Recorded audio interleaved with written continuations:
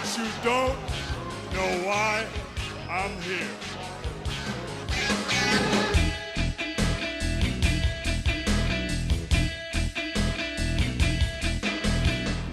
Hey, you want to go to war? You want a war? You're going to get one. New world order. Hey everybody, this is Alan. I just wanted to drop this little note in the front of this episode. We recorded this past week, and then over the weekend we got the news of Scott Hall being put on life support, and then this morning, as I'm recording this, Kevin Nash made the announcement that the family were taking him off of life support. And I grew up watching wrestling. I didn't watch for 6 or 7 years. But when the NWO, when that whole storyline started in WCW, I got back into wrestling like I had never been in it before. And of course, Scott Hall kicked it all off with his, showing up on Nitro unannounced and, basically saying, "You want a war, we'll give you a war." And, history was changed as far as professional wrestling goes. And it's a tough one. So from all of us here at Project Gen X Podcast, we'd like to extend our thoughts and prayers to Scott Hall's family and friends. And I'm just going to leave you with this. In my lifetime, I've learned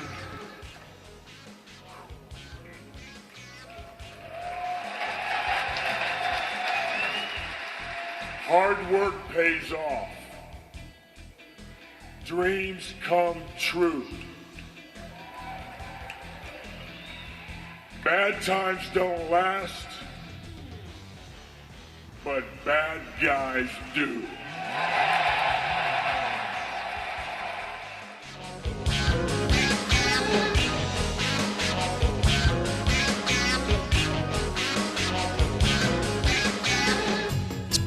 Surprise episodes. Yes, now that we are recording, I am going to tell you what we're going to do. So. Okay. Welcome back to the Project Gen X Podcast. I am one of your hosts, Alan Smith, along with... I'm the other guy, Big Dave. And once again with us, we have... Barry!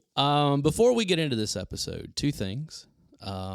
We are recording this right now in between two very important dates on the calendar. This is true. One of them is tomorrow, which is Big Dave's birthday. Oh. Yes, it is. We're going to bring that up, are we? Happy birthday, my friend. Oh, seriously? Yep. Wow. So I saw that and I was like, Dave needs that. Oh, hey, Dave's got a birthday coming up. That's Nice. awesome. I will say that is a used copy. The disc itself is in really good shape. It does have the CD with it, but it doesn't have the download code on it still. All right. So Okay, you can, well, that's fine. You can, if you still have a display, So you can do me a favor. take a picture. I will take the picture. You got to explain what it is. I will explain what it is. Gotcha, brother. Okay, there we go. I'll post All that. right, so it's a Post double that later. album.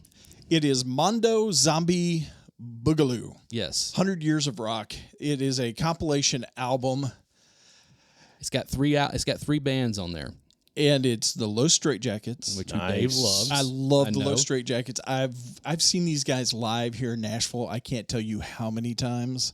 The first time I ever saw them was actually at a place that was called Blue Sky Court, and then it was called the Phoenix, and then it was destroyed and turned into like the Eighth Day, which was something. Well, actually, they do one of my favorite covers. They've got a great version of Black is Black. yes. That is just amazing. And they did a really good Christmas album with Nick Lowe a few years ago. Oh, I got to check that out. Go check Also it out. on this album are the Flesh Tones Very cool. and Southern Culture on the Skids, which is another one of my the favorite bands that he loves. I saw that and I was like, Dave needs this. So This is on Nice. Yep Rock oh, Records. look at the records themselves. Look at the Uh-oh. records themselves. Yes, because they're actually pretty spectacular. Oh, my gosh. The cover on this, I know, isn't it awesome? the words do not begin to describe. Part of the me cover was on like, this. do I really want to give this to Dave or do I want to keep it? It's, Oh, no way. yes. Oh, it's the purple vinyl? One of them's purple What's and the other one's green? a different color. So we've got a kind of a magenta pink Yes, very much. on one of them. I think I'll that's let you disc one if I'm not mistaken. Hold so, that one for me for just a minute. Very carefully. yes. and then the other one I'm just looking at the is Green. slime Green. green. That is awesome. I love it. This is incredible. awesome. All Thank you right. so much. No problem. Hey, I figure since you're on the serious countdown to 50 now, you need something good in your life. So With the way my life's been going here recently, I need all the good I can get. There you go. and then on the other side of this, when we were recording yesterday, was International Women's Day, which is Deadpool's least favorite holiday. And Oh no! Uh, so just try to relax. Yeah. You sure about this? Nope. So I'm hoping that you guys did something nice for your women, like, got them a new ironing board or a washer Oh, my dryer gosh. set or a gym membership. And now we know why Alan is single yet again. And how long have you been single? A while. Surprisingly, not for comments like that, though. That you know of. Yeah, that you know of. Anyway. Well, so- if that's the case, I've also got to mention the fact Uh-oh. that Barry Yes. gets me. I met up with Barry and Amy Yes. for dinner the other infamous night. Amy. And there you go. We got Ms. Nay and the infamous Amy. infamous Amy. I like it. That's her podcasting name. I from love now it. on. I And love it. He gave me a Josie Captain Predators jersey. Nice. Oh yeah, the Yoshi Roman. Yeah. So, Roman Roman Yoshi. Yoshi. Yeah. Roman Yoshi. Sorry. Yeah. Dude, they put a beat down Yes, on they Dallas. did. on 8-0. The Predators actually posted on Facebook and Twitter, "You can't spell Dallas without two L's," Oh, wow. which is just wow. emotional damage. And for all of you out there who are wrestling fans, Barry and I especially really hope that you watched AEW It was in Revolution incredible. 2022 the other night because, when we were growing up, yes, literally there were 4 pay-per-views in the WWE. 5. Well, okay, The big 5. Yeah. you had in the beginning it was just WrestleMania, and then they added Survivor Series, Right. Because they were trying to stick it to Crockett Promotions because of Starrcade, Right. and then they added SummerSlam. Actually, no, they added Royal Rumble first. Oh, that's right. Because It was on USA Network yes. the first time. It was free. I mean, it 'Cause, was like, it was just a It was. I'm trying to remember who won that one. It was, Hacksaw Jim Duggan. Yeah, it was Hacksaw on the first one. Yeah, And then 'cause it later- beat Harley Race. I Later remember that same year, they introduced SummerSlam. Right. So you had these 4. Mm-hmm. That was, everything. And then they started adding more stuff later, Well, and they call it now the Big 5 because they threw Hell in a Cell in there too. And But that we didn't. Hell in the Cell didn't come That in. didn't come out till- It wasn't its own pay per view for one thing. No. It was just a match, and that was in what 97 or 98. The first well, time you they had did the it. The big one in 98. the Foley yeah, Undertaker, right? which was still to this day one of the Never most, going to top that one. one of the most difficult matches to watch, but still just so much fun to watch. It's And then- not so much a match as it is Car crash? Mick Foley going through a series of head trauma. I mean, legitimately, and it's just like, oh my goodness. Now, not quite as bad as that handcuff match with The Rock, where he took all those unprotected shots to the head with a steel chair. They featured that in the movie Beyond the Mat, and yeah. that was just brutal. Well, his family, Yeah. sitting there having to watch it 'Cause it His wasn't- kids are crying, and I mean, and he kept saying, just- "Hit me again, hit I me know. again," But I mean, after about the third or fourth chair shot, I know the guy was not in his right No. mind. You should not have listened to him. The fact that Mick Foley can still function as a normal human being is a miracle. I would love in to and of meet itself. that guy. I know He Da- just I seems- have Barry met did. them. I have. Barry met met him. and you He know, could so- not have been nicer. He seems like he'd be a really good hang. Oh my gosh, he could not have been nicer. Granted, he didn't move very quickly. Well, but as you much know. as he's put his body through over the Oh years, yeah. I mean, oh yeah. but what I was going to say, you said you had these 4 big pay-per-views Yes. basically, and then they added more over time to the point. At one point, what was it? They were doing 2 a month. They were averaging anywhere between 1 to 2 a month. Because they were doing because they had done was. the brand split, and they would Mm-hmm. have Raw, and then they would have SmackDown. Yep. You know, where it was just exclusively whoever was on Raw and whoever was on SmackDown. Right. And they found out very quickly that that really wasn't getting them any more traction. No, it really And wasn't. so- They weren't making any more money on it either because, I mean, but the They good thing is- oversaturated the market. They did. Oh, big they time. did. Big time. And so with AEW, I mean, literally, they do 4 pay-per-views a year. Yep. Now, I mean, that's it. So whenever, you know, like the last one, the what was it All In? I saw that one. That one was. I mean, I went thank you into for that one, I by the went way. yeah, no problem. I went into I can give you Revolution if you want to watch. Yes, it I do. I have a hard drive with me. Okay. It is so good. It was one of those things that going into Revolution, I kept looking at like, okay, there are a number of matches on here I'm really invested in. Like these have potential for being good, but there's no way they're going to be able to top last year's All Out or whatever. Oh. And then all of a sudden, I'm sitting there going, "Oh my God, they managed to keep topping these things over and over." And the worst match It was still better than anything. was better than WWE's anything put out in a forever. long time. Yeah. And I was really, in my opinion, the worst match of the night was Britt Baker versus Thunder Rosa. Well, that's just because you've seen that match. Well, it wasn't that even. know? It was just, it came right after the CM Punk MJ. yeah, MJF you're not going to thing. follow that. But you know. I'll have to say the last 2 pay-per-view matches that Britt Baker's had have been less than stellar. Remember, she had Ty Conti the last time, which Ty was Conti, good. let's put it this way: Ty Conti, you know, is still fairly green. Okay, so it's one of those things. And Britt Baker, as much as I love her, she still has not quite gotten to the I can carry somebody to a good match. Okay, I don't know if I would necessarily agree with you on that because, I mean, you look at the Ty Conti Jade Cargill match. That was incredible. That's what I was going to get to. yeah. The one match going into it that was like, this has potential to be a complete disaster was that one. Yeah. Both of them wrestled the best matches Lights I out. have seen either one of them Lights wrestle. out. Like I came away from that going, I would have never in a million years thought this would be on my list of, hey, that's actually worth a watch. Yeah. Not just worth a watch, but I mean, like you should watch this. Well, I'll be You know? honest. I was not a big Jade Cargill fan. She's not great on the mic. She seems very wooden. Yeah, and she's still learning. I've said that about her for a while now. That she's still, once she learns to work a little better. Oh yeah. And she's getting there. Oh, yeah. She's getting there fast. And Ty Conti's the same thing. Yeah. Once she gets enough reps, Yeah. both of them, they're both going to be stellar. Oh yeah. And also I love the fact that she came out dressed as Jade Oh yeah. from Mortal Kombat. Mortal Kombat. That I was was like, awesome. okay, that's pretty awesome. So, Well, there was and Dave's sitting there like, yeah. It's just fun listening to the podcast It is before so, it gets posted. I know. It is so that it is that they're doing so, and of course we're recording this as Revolution or not, but as Dynamite. Dynamite's going to be happening tonight, which thank God for the DVR. Yes.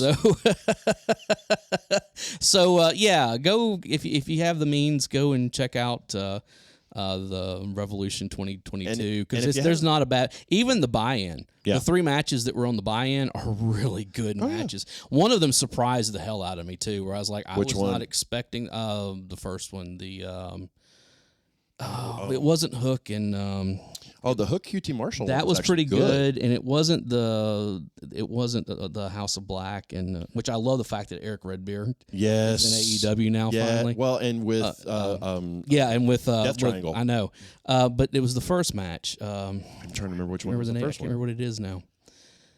Anyway, but yeah, it was one of those that I was like, wow, that was a much better match than I was expecting, especially for the buy-in, you know, basically a pre-show. Well, so it was crazy. I mean, and I'll say- Sting at 62 years old Doing the dive. going off of a balcony through 3 tables. Yes. I mean, that is like I'm going to go get a bite of dinner. I'll be right back, guys. I'm like, dude, at 48, I would have broken a hip doing that. So- You'd have broken a hip watching it at 48. What are you talking about? And if you know, not to gush on AEW, but if you were a wrestling fan earlier, you know, even during the Attitude Era or before that, honestly, Tony Khan is doing so many good things. I will add this from what little of AEW I've watched. Yes. If you loved WCW wrestling, at its height. At its height. At its height. This is You will love yes. AEW. Well, if you And there are a lot of comparisons. I mean, not just the fact that that it's Tony Schiavone and Jim Ross, because Jim Ross came from Rocket, and that kind of stuff. And it Sting's there, and and that. But it's one of those things where it's like, no, it reminds me so much. The way the presentation reminds me so much of those WCW days. It still feels kind of underground. It still Yes. feels kind of gritty, dirty. I'm not happy with the direction that Jericho and his stick is. Well, but I mean, you also got to give him a big, wide berth, because Jericho could pretty much do whatever he wanted. Jericho is getting ready to turn heel. Oh yeah, and I like a heel Jericho. Oh, who doesn't like a heel yes. Jericho? That match with Eddie Kingston. Eddie Kingston the other night. Well, Eddie Kingston. I mean, Eddie Kingston is one of the most over wrestlers across wrestling. He's right over now. and he's underrated. He is highly underrated, but he plays that lovable loser so great. No, Eddie Kingston doesn't win the big matches. He puts on a hell of a match, but he doesn't win. And then what happened the other night? And it's like, oh, this isn't over yet. No, so not it's even close. I'll say this: I know he's a big WWE company guy, but I would love to see the Edge come over to AEW. I don't think they need him. they don't need him. And They've got Christian. I'm sorry. I mean, I like Edge. I would like to see I love Edge and Christian back well, together. Tag Edge team. just turned heel. And he's scheduled to fight AJ Styles, which is going to be a good That's going to be the match I know, that people have I been know. wanting to see for for years. 15 years at least. I know. But it would Now- be nice. It would be nice to put Christian and Edge back together as a I tag get team it. group. I get it. For the benefit of those with flash photography. The thing about that though is that what I think was so funny about, and yes, we're not doing an all wrestling episode. We promise. I have something that I have not even told them what we're doing yet, but it's going to be fun. At least in my mind, it's going to be fun. So, Which means I'm probably getting beat on the We're entire dead. episode. We're dead. That's all it is to it. We're dead. but If it turns into that, I'm taking my pants off. It's okay. I can whatever. turn my chair. we talking about like Edge, because it was one of those. It was so funny, Edge premiered at Royal Rumble 2 years ago. Yep. In 2020, and then last year at the Royal Rumble, Christian Yeah, premiered. He did. Came back. And he was there for the one match, and then he left. One match, and then literally 2 weeks later, he made his debut in AEW.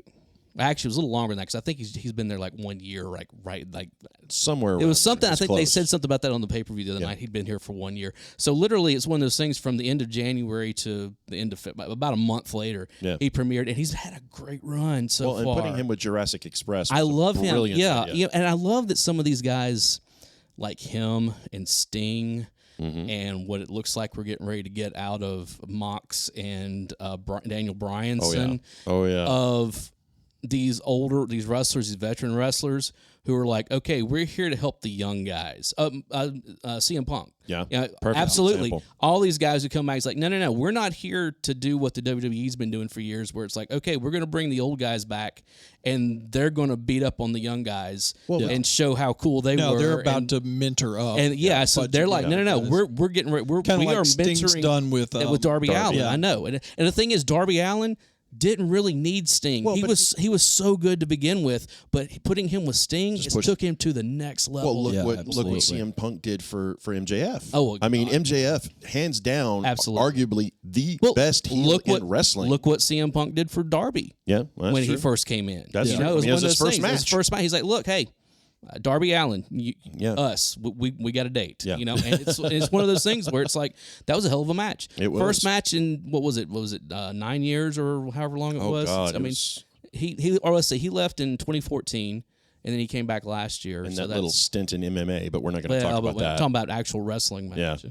As he put it, professional wrestling for Yeah. the first time in 20 years or whatever it was that he said. Yeah, not entertainment. not sports entertainment. Well, so and I'll say this. I mean, if you just want the best example of guys that know how to work the stick, all you have to do is put on the promotion, the promos that have been cut between CM Punk and MJF are dude, absolutely that last lights promo out. that MJF cut about him growing up and Oh yeah, dude, and the he way had that everybody snowed. and the way that CM Punk played that. Yeah, Of when he came out, no music, no nothing. And he's like, "Is walked it out, true? it's like, yeah. Is it true?"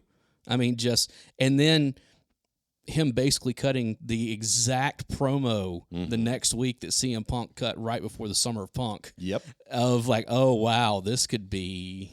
Was it becoming the monster? You know, The whole it was the promo where it's the line from The Usual Suspects. You know, the greatest trick the devil ever pulled was convincing the world he didn't exist. He's like, well, I am the devil. Yeah. You know, it's just like it's like, wow, that's I hate that guy. So he's doing his job well. Dude, Oh, MJF is amazing because you cannot help but hate him. Well, if he ever turns face, his career's over. well, it could be, but you don't know. His because career's over. sometimes those guys, and sometimes with the women even, they have to be a heel for a long time to when they finally turn face, it means something. I don't know. Think about how much everybody hated Roddy Piper. Yeah, but I mean, it was one of those things you liked him because he was funny, but you hated him because he would cold cock Jimmy Snuka with a coconut, Well, yeah. or or whatever it was. I mean, I it was actually like never had a problem with that. Well, I know, I was always a Rowdy I know, guy. but it was still one of those things where it was like he is the archetype for the villain. CM Punk and MJF both. He is their idol, and it's one of those things where it's like, but remember what happened when he went face? Yeah. He got even better. That's, you're talking about an anomaly, though. I mean, you can list off, countless other wrestlers that started off as face and switched to heel, or started as heel and switched. But to here's face, the other thing, and it just didn't work. Here's me booking MJF long term. Oh God, You keep him. Here we go. You keep him as a heel for years, and then when he finally does, basically what I would do to turn him face is have him do the run and save for CM Punk somewhere down the line. Maybe. Down the line a little way. It's one of those things where whoever it is that, and have him be the one that comes in and saves him. Because in the back of your mind, everybody's going to be like, this is cool and all, but how long before he turns again? Well, and that's always going to, because, they started that whole deal with Cody initially. Yeah. Where it was like, oh, no, he's a complete ass. And then it's like, oh, no, but, Cody, you're my best friend, and blah, blah, blah, blah, blah. And then he turned on him. Yep. And we all knew it was coming. We just didn't know Cody, when it was with going. Jericho. I know. So it's we're going to end wrestling talk here in just a moment. We're 20 minutes in already. I'm going to sum it up on this. There are three things that if you have not gotten turned on to AEW yet, there are three elements that you can watch that really, if they don't win you over for wrestling, nothing's ever going to. The Jericho MJF, the song and dance number was brilliant.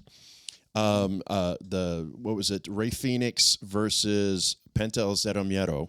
Yes. Which, by the way, they're brothers in real life. Right. Yeah. But the matches that those two would put on together I are love the fact textbook. I love the fact that Penta has gone back to his dark supernatural role that he had in Lucha Underground. Yeah. I love the way that they did that whole thing where it was that whole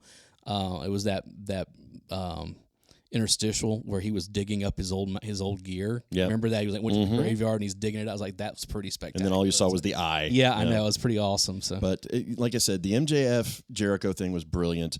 Penta versus Rey Fenix. Any of those matches are just lights out. And I guess if you're going to throw a third one out there, and this is just because I think this kid is the complete package, is Jungle Boy. Oh, yeah. Jungle Boy Jack Perry. Luke Perry's son. Yep. Looks just like him. What? Are you kidding? You didn't know that? No, I didn't. Jungle Luke Boy Perry's is Luke son. Perry's son. He looks just like him. He does. Yeah, every once in a while you look at him and you're like, oh, I see it. But that kid, I mean, he's young, he's smaller, but he's fast. He can he can go. Yes. He can go for long periods on that, and he's entertaining to watch. And go back 1 year and watch that lights out match with Dr. Britt Baker. Oh, and Thunder Rosa. Oh. And you want to see someone lose a match and become a star. Yes. That is the thing that Britt Baker was on the rise, and that was a skyrocket. In celebration of International Women's Day. Dude. If you really want to celebrate that, watch I love Britt Baker. The best women's matches in history. You could talk Fabulous Moolah, you could talk Wendy Richter, you could talk Sable, you could talk Chyna, you could talk all these people. I don't care. I don't care. Britt Baker versus Thunder Rosa in a lights out match where both of them left the ring just completely broken. Yeah. that picture of her with the blood, just like they use the crimson mask. Yeah, it was just like, oh my goodness. So, all right. So now that we're 20 minutes Here, in, let me wake Dave up. This was not my fault.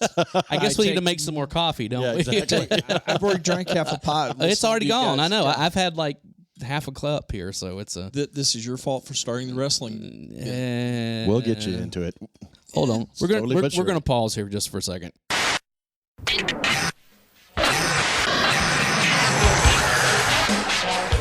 All right, so we're back. We are brewing more coffee, and you know what I thought about? Like as I was coming back from the other. Oh, here goes another 20 minutes of wrestling talk. We should have had the pledge do it. I mean, seriously, we are not utilizing the pledge the way that we really should in this situation. Honestly, I got a really cool gift for him for my birthday, so I'm kind of cutting him some slack today. Bribery Hey, does I wonders. gave you a really cool birthday present, so it's hey. Yeah, but the amount of crap I've taken from you over the years. Yeah, well, that's It's part of a- being. it's That's even- part of the. That is one of the benefits of being my friend for almost 30 years. You get crap like crazy. Okay, so now that we are 22, 23-ish minutes. Yeah, into what the hell are we this, doing tonight? What are we talking about? I actually did put something together here that wasn't wrestling related. I don't believe it. Are you as shocked as I am? So we are in the year 2022, Okay. which means that we are 40 years out. From 1982, which was considered one of the greatest years for genre movies ever. okay. Well, I'm sorry. I'm getting over the fact that you said it's 40 years out. Yes. Yeah, that did sting a little bit. I'm not gonna 82 lie. was That 40 did years ago. just sting a little bit. That hurt. That hurt very much, especially since tomorrow's my birthday. Well, you know. Like I said, you are on the march to 50, my friends. Yeah, Think about it this way. you're next. Think about it this way. You're next. 60 is closer to you than 30. Wow. 70. You're right. You're halfway between 30 and 70. is You are basically not what it doing a lot to make this man feel better. You know that, right? Okay, actually, you're not yet, but you will be in a year and one day. So, And this is why Alan was never a grief counselor. Okay? no. This is why he never worked the suicide hotline. You know? Yeah, because he'd be like, suicide hotline. Yeah. How you think about doing it? Oh, you should do that. You should I do was about to say, dude, no, there's much better Well, ways. at least I know. At least I know how you get a job for the Clintons. Oh, 2, 3, 4. Wow. All right, what are we talking about? 1982. You got to wonder if Bill ever looks at Hillary's day planner and wonders, has my suicide been put on the calendar yet? It's like, Wow. Got to wonder about, Wow. Hillary too. It's like yeah, I know. You got to think there's a lot of tense dinners between them. Of Hillary like, and Bill are kind of like the geriatric Mr. and Mrs. Smith. it's like they had the metaphorical guns under the table pointed at each other. Oh, my where it's Yeah, Wow. 1982. 1982. Reaganomics. Yeah. Reaganomics. 10 years before Clinton was elected into office. So yeah, 1982 is generally considered to be one of the best, like I said, genre movie years, but also movie years in general. Right. Okay. Now, was it last year that we did the 1984? We went through all the Yes. movies. We're going to do something similar to that. We're not going to go through. It's not comprehensive. We're not going to go through everything because I looked at everything that was out. Oh, there's there was a a ton. lot of stuff that I had no clue what it was. I mean, none whatsoever. Okay. But I hit all of the big highlights Okay. and stuff. Okay. What you got? All right.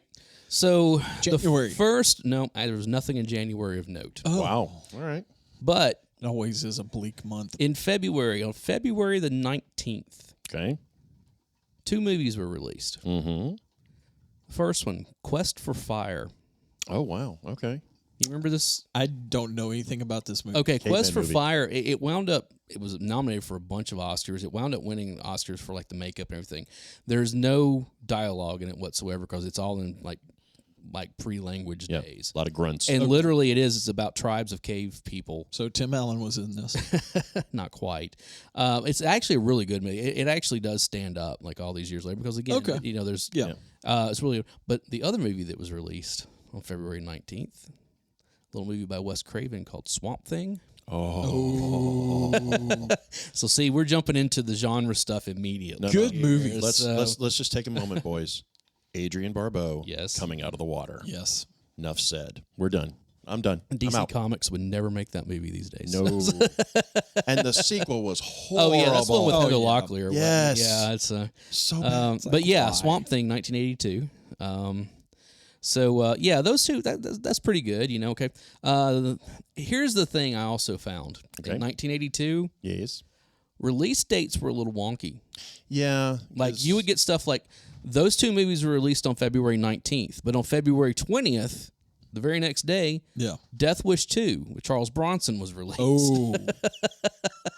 Nice. But see Another that it's that one day, and I have that several times that we'll see like on several days back to back, there are Right. different movies released, and it gets weird in some places. So. Is it like a Thursday, Friday type I deal? guess. I mean, it's a weird, Like they knew Mike- Death Wish 2 was coming out. So I they- don't know, they went on maybe. Death Thursday. Wish 2, Electric Boogaloo. So we jump ahead to March. Okay. Which You're is gonna- the best month in the year. Well, but you know what? There's only one movie of note Okay. in March. March the 12th, 1982. Yeah. Little movie called Richard Pryor Live from the Sunset Strip. Oh, was See, released. I told you that March is the best month of the year. The movie that has gotten so Oh, many man. people in trouble Oh, trying I to sneak know. it past their parents to watch it. I know. Is that the one where he had to deal with the heckler? I want to say yes. Is that the think red so. suit? No, you're thinking about Eddie. You're thinking Murphy. Eddie Murphy. No, There he I'm is. not. I'm not talking about No, the no, red no. leather suit. Yeah, Pryor the actually red had- suit. There was one he did that was. This I don't, was I the don't think one- it wasn't live. It wasn't live from the Sunset Strip. This It was the one that was right after he had caught on fire. Yeah, this was Yeah. after the whole. Yeah, where absolutely. he didn't catch on fire. He set himself on Well, fire. you know, It's a. I was being nice. Yeah, I know. So.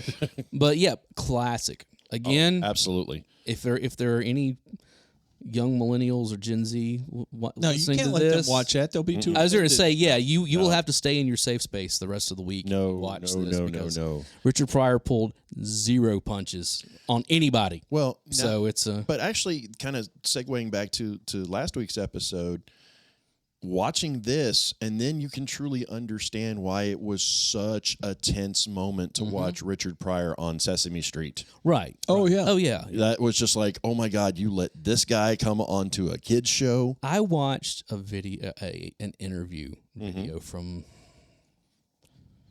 I forget when it was. It was early '80s sometime. He was on set. He was making. I don't remember which movie they were making, but it was one of them with Gene Wilder. Okay. There's several of them, but yeah.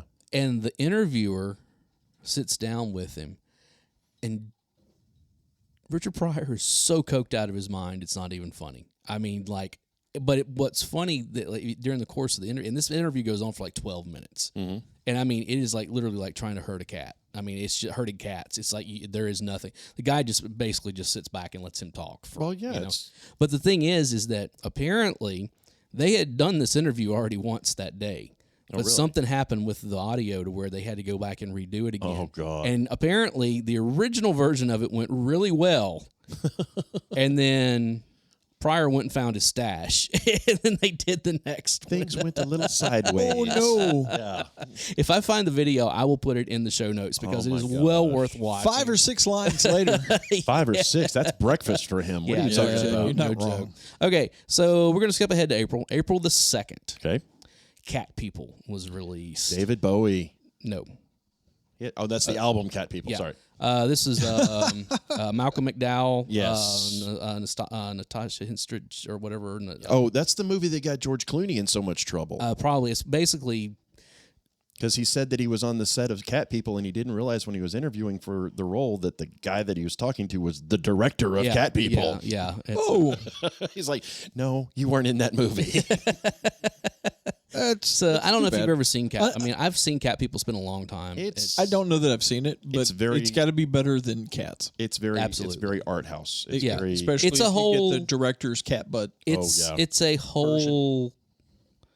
They may or may not be werecats, but they're definitely brother and sister. Yeah. And it's a weird thing, you know. there's a It's- weird dichotomy. Again, to it the whole goes thing. into the genre stuff more. Yeah. Than, okay. Yeah. Speaking of genre, on April the 7th, Yep. the cult classic Basket Case was released. Oh wow! Oh my gosh. surprisingly, early 80s aesthetics aside, this movie holds up really well. Really? Yes. I would not have guessed that. Surprised. I think that would be a great like midnight movie. Yes, You know, absolutely. You put that. Absolutely. Trying to think. For those of you who don't know, basically what it is that it's about a guy who is taking care of his brother. Yep. Who is severely, I don't know if he's deformed or if he's just a monster or what. But he literally carries him around in a basket. Yep. And his brother eats people. Like that's the whole and we're not giving anything away by telling you any of that. No, there's still there's so much more on USA Up All Night. Probably, absolutely. This was definitely an Up All Night. This movie, is an Up All Night. This is a Joe Bob Briggs. This is, absolutely. It's one. Anytime somebody starts talking about like 80s B movies, this movie comes up. Yeah. I mean it's there's no ifs, ands, buts about it. So that was April 7th. We're gonna skip ahead to April 23rd. Okay. 2 movies. The Sword and the Sorcerer. Oh, good movie. The animated? No, that's Sword and the Stone. Sword and Stone. Sword and the Sorcerer. No, it's a medieval. Yeah, Dave knows. Yeah. I don't think I've seen that one. I'm a sci-fi fantasy kind of guy, and I remember seeing this one. It's Again, a pretty good movie. Another genre piece here. Right. But also on that same day, Tag the Assassination Game was released. This is a notorious movie. Yes. Okay? That one I don't remember. I've seen this one. If you ever took a film class, you saw this movie. I've taken film classes, and I've still not seen it. That is, it's one. I have never seen it all the way through because it was hard to find for a long time. It really was. But it is it's one that they definitely teach in film school, especially for writing. Okay. And I don't have it here. The cast on it, I think what's Linda Hamilton's in it, and I think so. I'm gonna pull it up here real quick. I should have had all this stuff. Put it in the show notes. I'll look it up later. But it's. Look, we just did 20 minutes of wrestling. Let's move along. It does have Linda Hamilton. It also has Robert Carradine. Michael Winslow.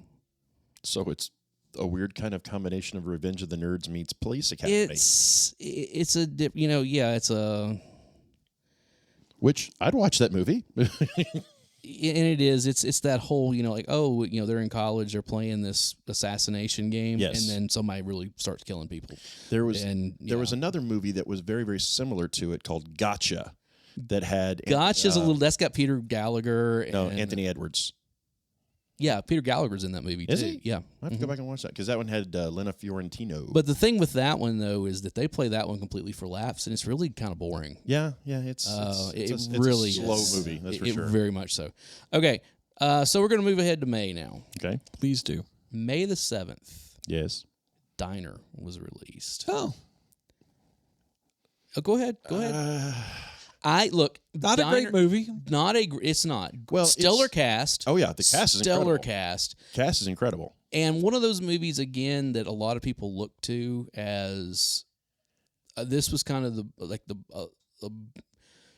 this set the template for a lot of indie movies. Yeah, the talky, sitting around talking type movies and stuff. And I think that's the movie that people cite when they want to seem like they're very smart or very I love Diner. Well, that tells me right there that you like watching people sit around and talk to one another. Right. I say this and as that we're sitting in a room talking to one another. Yeah. So. And also the fact that, it also you're talking about that people. you're pretentious and you're boring. Yes. And you probably haven't read a lot of books. Well, let's put it this way. Kevin Smith definitely saw this movie a few times. Well, And because that's all of his it's movies. got great dialogue. Absolutely. It's got some great dialogue. I can't knock that. The cast is incredible. Yeah. I mean, you've got everybody from Kevin Bacon to Mickey Rourke. You got Daniel Stern. I mean, a young. Stern. I know. He plays the married one in the. I think they're all like college friends. In the Goot in that too. Yes, Gutenberg is in it as well. The Goot. Yes, it's got the Goot. You got to go with it. Yeah, there you go. Yeah. So there's the next week, May the 14th. Yes. Here we go. All right. Conan the Barbarian. Yes. Oh. Yes. So another genre, feature here. To crush your enemies, to hear the lamentation of their women. That's right. It's and really the breakout And let's performance be for Arnold honest. Schwarzenegger. I mean, that was the Oh no, absolutely. that's And the movie one of the greatest things James Earl Jones Oh, did absolutely. after Star Wars. absolutely, absolutely. Oh yeah. Have you ever seen any of his early stuff, like Great White Hope? Yeah. He's He's a great actor. It's so funny to go back and watch his really early stuff because he's so young and thin, but he still has that huge voice, you know. And it's just like, wow, man, it's. I wish I had his pipes. Well, the funny thing, you know how he got like that, right? When he was a kid, he used to stutter, so he used to like specifically work to try to get it, to drop his voice and to try to get past his stutter. So he worked on it for so long that when he became an adult, he just had that deep voice. This is a sentence I thought I would never say in my lifetime. Uh-oh. He was absolutely excellent when he was on The Big Bang Theory. Oh Yeah. no, you're absolutely Yeah, correct. he was a lot of fun. Him playing himself and Sheldon like just being like completely like Enamored. starting enamored and then completely overwhelmed by the end of it. Like no, I'm sorry. no. One of the greatest things that man ever did was the baseball This is speech. CNN. No, the baseball speech from Field of Dreams. Yeah, no, Yeah, he's that's very good. right. Oh hey, But Big Bang Theory was awesome. Big Bang Hey, Theory was great. Yeah. how about his cameo in The Sandlot? Oh yeah, You remember he's the he's George? the next door neighbor. Yeah, sure yeah. do. Yeah. That was great. Yes, I know. That was the least the least likely person you expect I to know, be the neighbor I know, on that, I and he's know. just grinning from ear to ear the whole time. But see, what you missed totally there is that Alan dissed on the Big Bang Theory. Look, I don't hate The Big Bang Theory. Okay, it went on about 3 seasons too long. I have That's a the biggest love-hate problem I have relationship with it. with it. I love it. I liked it in the beginning because it was very much speaking to me. Yeah. But the longer that show went on, it wasn't speaking to anybody. It was pandering to people. I I kind of got to agree with him on this. 'Cause And let's be honest, as much as we all like those characters and stuff, there ain't no way in hell that Leonard ever lands Penny. I'm sorry. That does not happen, okay? And there ain't no way in hell that Rajesh lands all those hot chicks that he landed either. I mean, that is... no, I think that's possible because every single one of them was neurotic I just... and a little insane. Now, I can see Howard and Bernadette together. Yeah. I mean, because she basically just took over the role of his mom. Yeah. So, and I'm sorry, Melissa Rauch. I know. She I know. cracks me up. When she turned around and started sounding like his Howard's mom, I was know. like, she nailed that. the first time she did it, remember, and she walks out of the room and he's like, God, there's something about her. And they're all like, yeah. Yeah, she's your mother. All right. So, So next, on to the next weekend. Yes. May the 21st, we have 2 movies. Okay. Note, the first one, the sun will come out tomorrow. Bet your bottom dollar that tomorrow. Talk about pandering. yeah. Annie. Yeah, a little bit. Yeah. Hey, I love Annie. Okay, look, Carol Burnett, Tim Curry. Tim Curry, and who played his girlfriend? Bernadette Peters. Yes, I mean it was stellar casting on all. Come on, that song that he sings, "Easy Street," Oh, yes. is amazing. I mean that is amazing. So, all right, And let us not forget the great Albert Finney. Yes. Playing Daddy Warbucks. Absolutely. Knocked it out dude, of the park. when he's like on the radio and he's going through, he's like, and whatever it was, did I just do a commercial? Yeah. I've seen that movie so many times, and I had the soundtrack when I was a kid, so I know all the songs. And of all you know, people, it's like- what's his name? Edward Herman, the guy that ended up playing in this one. He played Franklin Delano Roosevelt. yes, But this is one of those, hey, it's that guy's. Yes, He's I been know. in so much I'm not going to stuff. lie. Probably some of my animosity towards this movie is I had 2 sisters. and that they I listen had to Oh, yeah. all the I time. had to share the VCR with. Right, Yeah. right. And we went up to the IGA And in Illinois and got our movies. And always Annie. they got their movie and I didn't because we had enough for, the VCR rental and the movie. And right. I got outvoted. I have seen Annie so many times. Now, I have not seen it since I was a kid. Right. Admittedly. Aileen Quinn, I always thought she kind of just disappeared after this. I think she might have gone and done Broadway after the fact or I something. believe she did some Broadway stuff. It was always funny to see her in interviews after the movie came out because she wasn't a redhead and she was wearing a wig. Yeah. She had long hair rather than that little, like curly Q thing. And it was just kind of like, all right, cool. Of course I had a big crush on her when I was a kid, yeah. because, And but it was just one of those things where like I love. Now I will say the superior version of Tomorrow is Me First and the Gimme Gimmes. Agreed. 100% agreed. And pretty much any song that they cover is the superior version of that song. That movie soured me on all versions of it. But All versions. On the same day though, Okay. we go from musical to comedy. All right. Let's hope this one's better. Steve Martin, Man. The Jerk. The Jerk. Please be the Jerk. Dead Men Don't Wear Plaid. Oh, such a good movie. That's a good one. That's an often overlooked Yes, one it for him, is. because And it's basically him. it's him spliced into Humphrey Bogart. Yes. Basically is and all it's it is. the whole, interacting with the actual existing footage and everything. Right. So good. Yep. It's a good one. So It's not the Jerk, but it's a good one. Not the Jerk, but it's hold on, let's see if I can do this. few things could ever be the Jerk, Let's see if I can get this right. Because on May... Yes. On May the 28th, 1982. Okay. You couldn't put that in one of your fancy little I didn't think about it beforehand. go buttons on the Rocky. Specifically Rocky 3. This was probably... He buys new technology and he doesn't have time to put it. Well, I didn't even fancy, think about it until I was schmancy, doing this.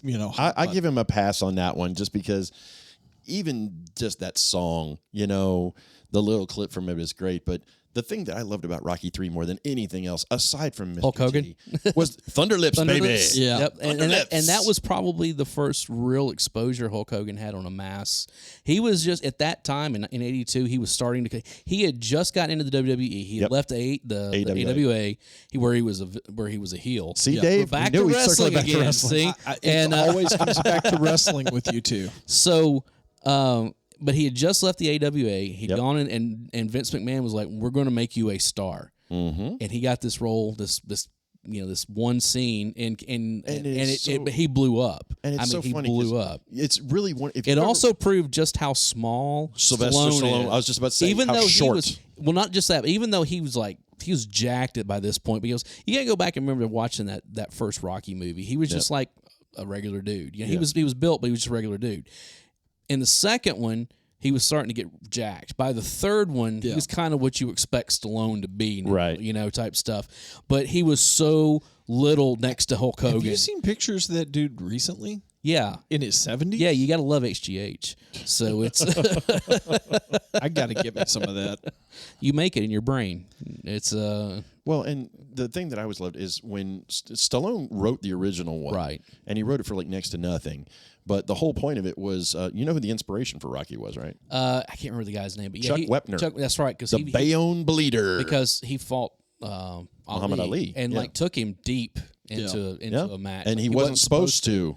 No, and, everybody figured this guy was designed to take a dive. This is what I have to say about it. Dave has told me I'm wrong many times. Many people have told me I'm wrong about this. Okay? Recently. about Rocky. Okay. The first Rocky movie. Yes. I maintain the first Rocky movie is not very good. Okay. I know it won Academy Cite your Awards. case. Cite your case. It's about a loser that loses. Okay. It's not greatly acted because Stallone's not a great actor. Okay. It's adequately written, Okay. but that's about it. I think the reason is because of the everyman of it all. Cult. It became a thing, like Okay. Star Wars or any other thing, And it was one of those where people kind of got caught up in the story of, hey, the guy who is acting in this actually wrote it, and Fair point. and like, here, but no, but this is but Go ahead. Rocky 3 is actually my point on this. Okay. Whenever I say, Rocky's not that great of a movie. It should, I wholeheartedly believe it should not have won the Oscar for that year, the best, especially when you look at what it was up against. Okay.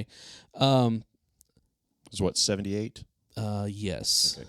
No, it was earlier than that. Oh. 75, 76, I don't somewhere remember. in there. But yeah, like it beat out Network. Yeah. It beat out Okay. it beat out Taxi Driver. I mean, it's one of those things, and there's several other ones in there too. Where Right. you get in line, like there's much better movies than it. Okay. But here's the thing I always say about Rocky. Yes. Whenever I say something like that, people are like, "No, Rocky's great," and they'll start going on and on and on. I'm like, "Yeah, you're talking about Rocky 2, 3, 4. Okay. You're not talking about Rocky." People look at Yeah, Rocky they as group a it. whole rather Agreed. than the individual movies. I'll give and you it that. really started with this one. Okay. Most people think of Rocky 3 and 4 when they think about Rocky. Dave, So- do you want to offer the rebuttal on this one, or do you want me to? He calls it a loser-losing movie. Yes. Yeah. This is a guy that he's at the bottom. He's literally at the bottom, and he works his way up. And yes, he ends up losing that match. I know he went the distance. And but I am it's all about, going the distance and fighting your way through. I got all 4 of words that. for you. 4 words. The Bad News Bears. Okay, I get that. Losers that lose. I know, But I know. still, it's the whole. But the difference between that? What? Those losers that lose do it with style. it was based Because on Webner. at the end of it, the Bad News Bears could literally walk across that diamond and kick the other team's ass. So it's See, This is the guy who hates The Godfather. Oh, no, I did not say I hate The Godfather. I said I think it's overrated. Okay? Yeah. There's a difference between the I'll two. say this much. I think had they put the first 5 minutes of Rocky 2 at the end of Rocky, it would have changed your mind. Where he wins. Yeah. No. Oh, well. Where he goes over to him in the hospital Right, room right. and says, "Did you give me your best?" Right, You know, right, right. that. And I get it, and it's one of those things, especially with Rocky 2 is where we see him and Apollo Creed becoming friends. Yep. Yeah. Well, respect. Yeah, but they're also become friends. Yeah. I mean that's a whole, and and God, I hate the way Rocky 2 ends with them in the Yeah. gym and that. Oh, okay, we're gonna go, okay, and then it ends. It's like, oh, seriously, No, of course, that's where it picks up in 3. I know, but Yeah. it's still, What's that whole, you fight great, but I'm a great fighter? yeah. Yeah. It's a great line. But, great line. But what I always maintain about that, anytime that you talk about Rocky, people automatically jump to 3 or 4. Well, but if you want to, just to So- kind of touch on that, Okay. also remember what else happened in 1982. WrestleMania happened in 1982 that had No, it didn't. the one that had Mr. T. Was it? That was later. I thought it was 82. Can't remember. WrestleMania 3 was in 87. Okay. So the first WrestleMania was in 85. because they So it brought was back the whole idea. I know. of They that, brought yeah. Mr. T in there, and Well, and I think Stallone was in there too, as far as like he guest. was a guest. Yeah. Yeah, Anyways, all right. This so is torturing. We Dave. wound up. I'm we sorry, buddy. That one's your fault. Okay, I'll take All that right, so one. anyways, Rocky 3, Yes. the one that everybody legitimately likes and Mm-hmm. pretends to like the other ones. So that and 4. Okay, This from the guy who has the worst taste in pop music ever. I'll admit it. Wow. Hey, but you know what the difference is? I will admit that I listen to crap music. Okay, And that's hates the Godfather. And crap TV. And I never said I hate The Godfather. I said I think The Godfather is overrated. There's a difference. I'm going to between the keep two. saying that you hate the Godfather because if I say it enough, it'll become true at some Okay, point. all right, Hitler. Next on the hit parade. June 4th, Yes. 2 big movies Okay. released the same day, if you can believe this. Poltergeist, Good movie. love that. Oh, FYI for everyone listening to this, going to give you a preview. We are covering Poltergeist for Oktoberfest this year. Excellent. Especially considering it's the 40th anniversary. Absolutely. And I love that movie. Excellent. And another little movie called Star Trek II, The Wrath of Khan, released the same day. And the funny thing is, Wrath of Khan is not my favorite one. It's better than Star Trek 1. Oh, Star Trek the motion picture is terrible. Oh, it's everybody that's a admits train wreck. that. It is a train wreck. There's no doubt. 2 is good. 3 is okay. I don't think 4 is as good as everybody says it is. What was 4 again? That's where they go back in time and get the whales. Yeah. Oh, no, that's terrible. Yeah. Yeah, That's a it's bad. Now, terrible movie. 5 and 6 are really bad. So, I mean, that's... Well, but I mean, And I know everybody says, oh, no, it's every other one is good. And I'm sorry, 4 No. is not good. 4 is not it's good really at all. not. I mean, it's definitely better than 3 and better than 5, but it's, Yeah. I mean, that's setting the bar real Right. low. And Wrath of Khan kind of has a special place in my heart because Ricardo Montalban. No, Oh, we still had a drive-in theater. Oh, yeah. in Oh, yeah. Kentucky. Oh, yeah. okay. And I had a couple cousins that were older than me and my 2 sisters were. They came over. They dressed us in our pajamas. They borrowed Mom's station wagon. Nice. Drove us to the movie theater and then filled up the back of the car with the seats down with like blankets and pillows and all that. And we basically just hung out in the station wagon and watched this movie and then slept all the way home. Here is my link to 2022. Okay. For Star Trek II: The Wrath of Khan. I was at Target earlier today, okay? And I'm overlooking the Funko Pops. And they got all this stuff. Right. They have a Funko Pop set now of Kirk and Spock on opposite sides of the containment unit with their hands up. And I'm like, why do you want to remind me of the saddest thing I saw when I was a kid? Yes. Okay? I'm sorry, even to this day, when Spock looks at him and says, "You are now and will always be my friend," I tear up every time because it's just like, no. Yeah, that's just wow. There are fewer moments in pop culture history that just I don't, you could say Brian's song, you could throw that one out there. But just that. I got another one for you in the next week. So, God. All right. But by the time we got to the earworm, I was like, this can't get worse than that. It can't get worse than the earworm. And then they kill Spock. Right. Yeah. It's like, oh. So yeah, we go from that kick in the nuts to June 11th. Okay. E.T. the Extraterrestrial was released Yeah. and made me cry in the theater again. Okay. So quick story on that. My ex-wife was one of the few people that actually got a chance to go see the premiere of E.T. and they gave out buttons, little, buttons for your shirt, and it said, "I saw E.T." She kept that. Wow. For years But that thing's worth afterwards, some money now, too. until her mom threw it away. Oh. Yeah. Yeah. Okay. I have not seen E.T.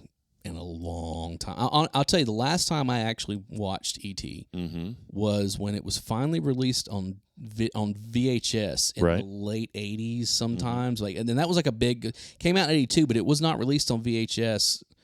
We all had bootleg copies of it, Of course. where it had been on HBO or whatever. But it was one of those things where it wasn't officially released on home video until I think it was like 88 or I was in high school or something like that.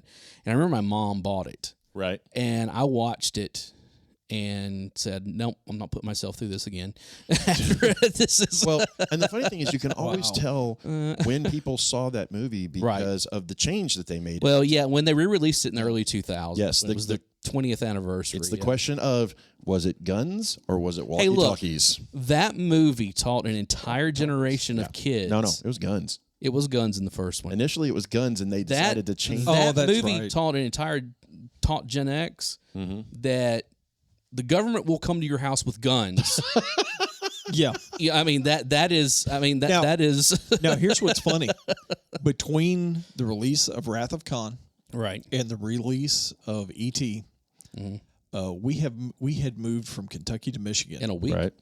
because I think that was like one of our goodbye things. Oh yeah. Because we watched E.T. at the little theater in Yeah. the town we moved to in Michigan. Now, here's one of my favorite things that someone pointed out.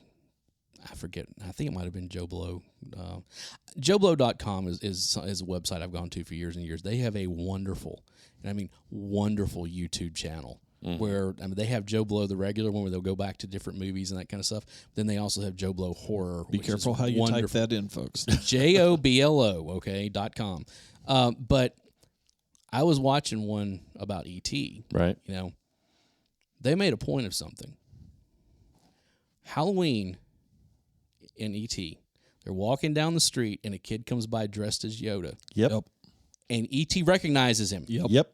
And starts to follow him, and the guy's like, well, fast forward to the Phantom Menace. Yep. Where What is there in the Senate? In the Senate is 2 ETs. Yep. 4.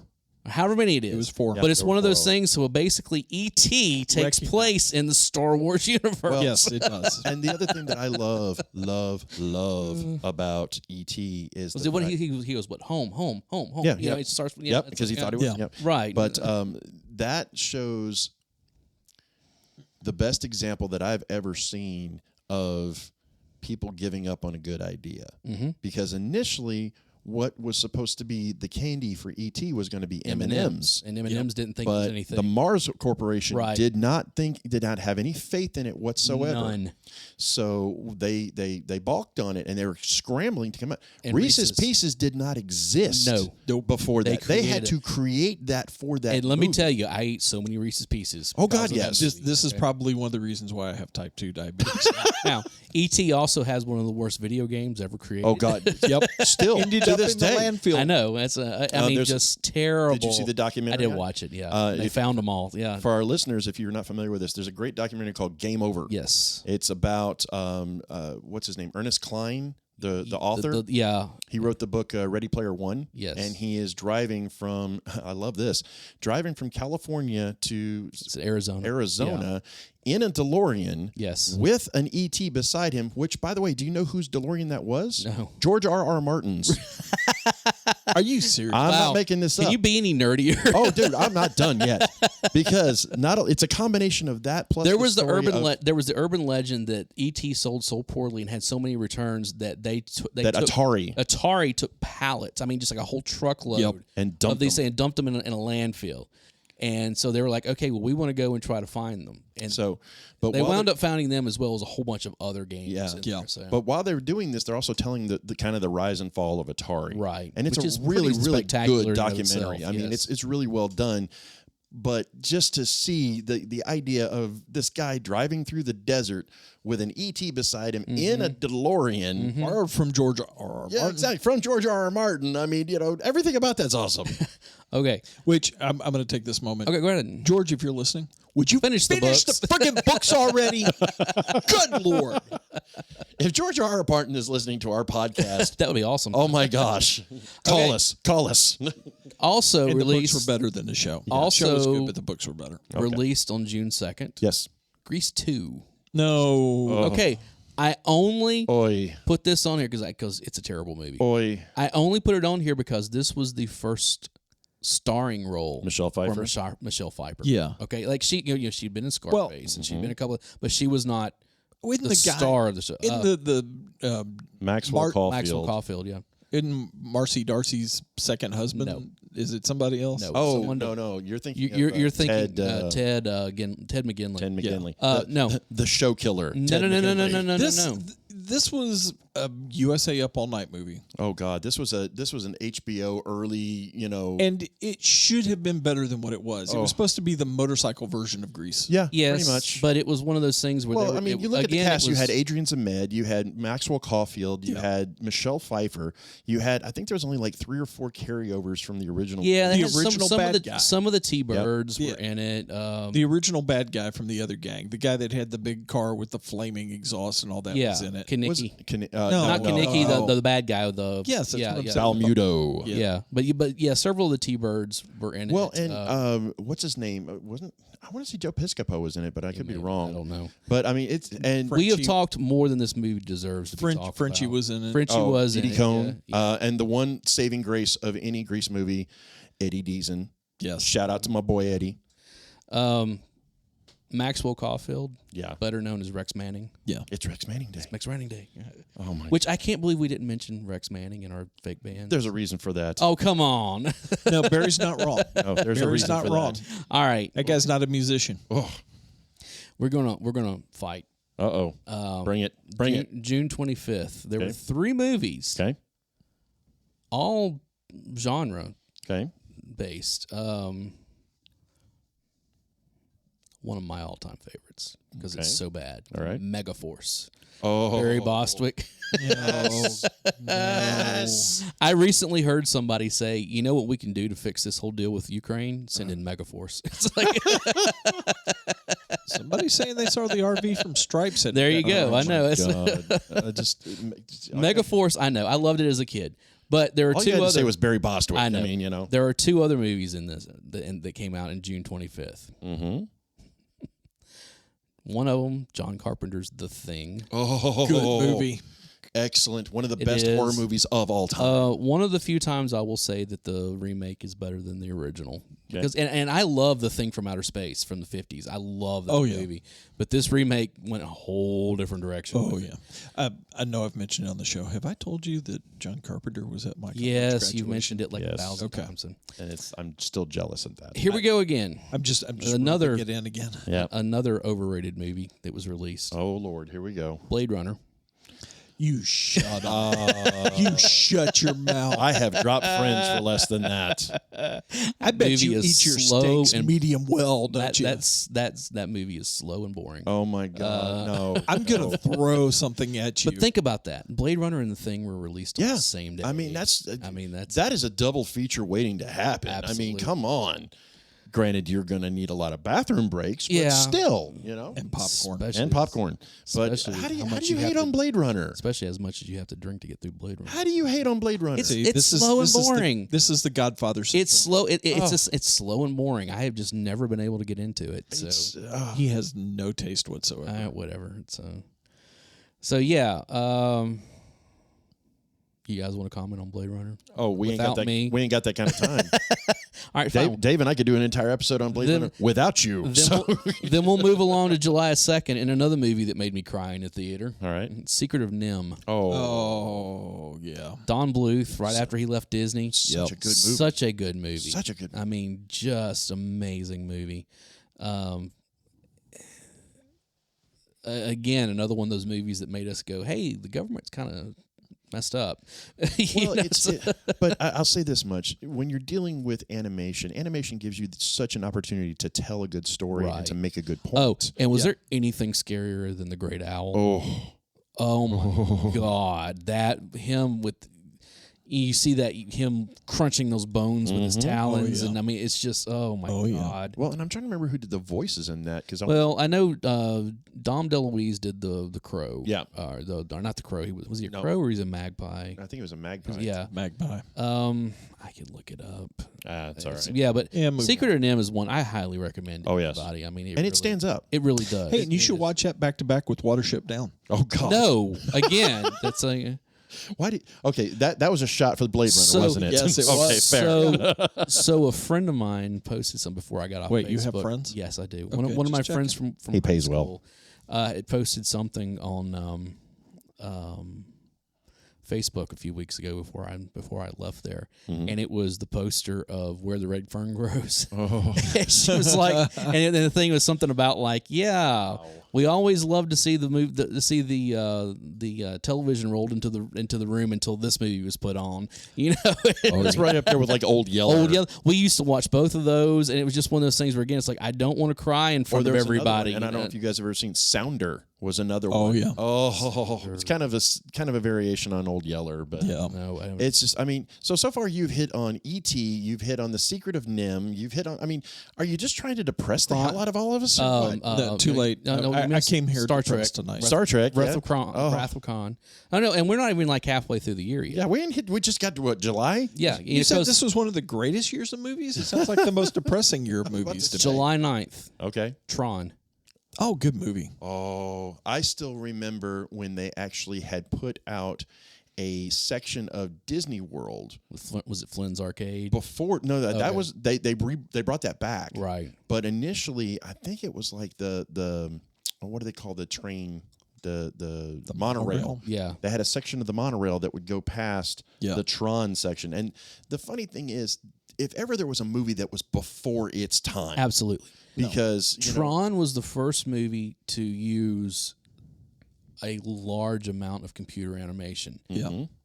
And they were not nominated for any Oscars that year because the Academy said that was cheating. Yep. And okay, my Well, it just goes to prove that the Academy Well, I is know. full of I know. crap. I as it agree always with has that. been. I agree and with one that. of my absolute favorite cameos of all time is in the movie Tron. It's on your arm tattooed. You should know it. The Pac-Man. The Pac-Man makes Yeah. an appearance in Yeah. Tron. Yep. Yeah.